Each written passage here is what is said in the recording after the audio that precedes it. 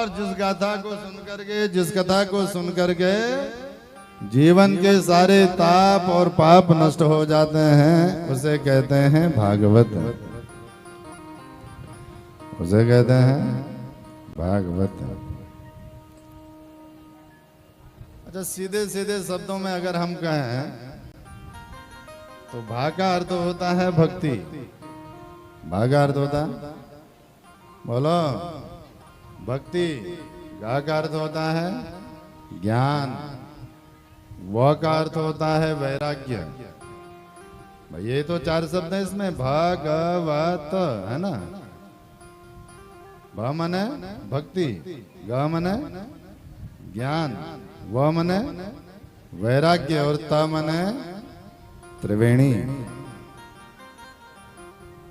ये भक्ति ज्ञान वैराग्य की पावन त्रिवेणी है, जिसमें आज से और 7 दिवस पर्यंत हम लोग अवगाहन करेंगे।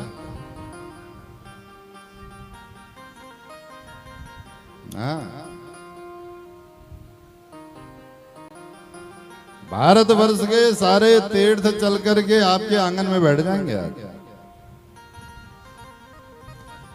भारतवर्ष की जितनी पवित्र नदियां हैं, सारी की सारी मूर्तिमान होकर के आपके चौक में बैठ जाएंगी आज। तत्रैव गंगा यमुना त्रिवेणी गोदावरी सिंधु सरस्वती च कि सर्वाणि तीर्थानि वसन्ति तत्र यत्र च्युतो दार कथा प्रसंग। यहाँ लिखा है कि जहां भगवान अच्युत की उदार कथा का प्रसंग प्रारंभ हो जाता है, जहां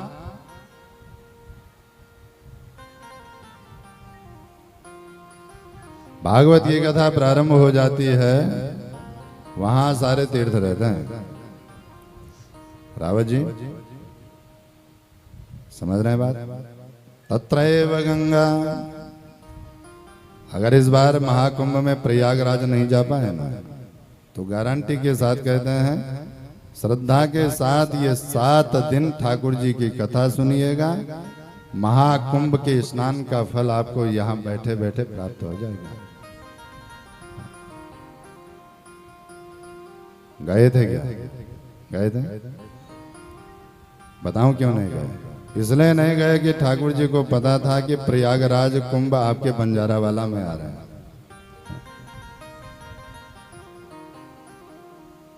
कि तत्रैव गंगा यमुना त्रिवेणी। गंगा आकर के मूर्तिमान होकर के बैठ जाती है मां, जहां भागवत आती है।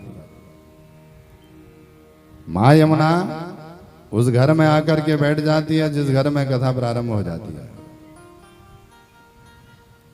पावन सरस्वती उस घर में, उस आंगन में विराजमान हो जाती है जहां भागवत विराजमान हो जाती है। जितनी भी पवित्र नदियां हैं, सर्वाणि तीर्थानि वसन्ति। सारे के सारे तीर्थ उस घर में विराजमान हो जाते हैं जिस घर में भागवत का पदार्पण हो जाता है, जिस घर में भागवत आ जाता है।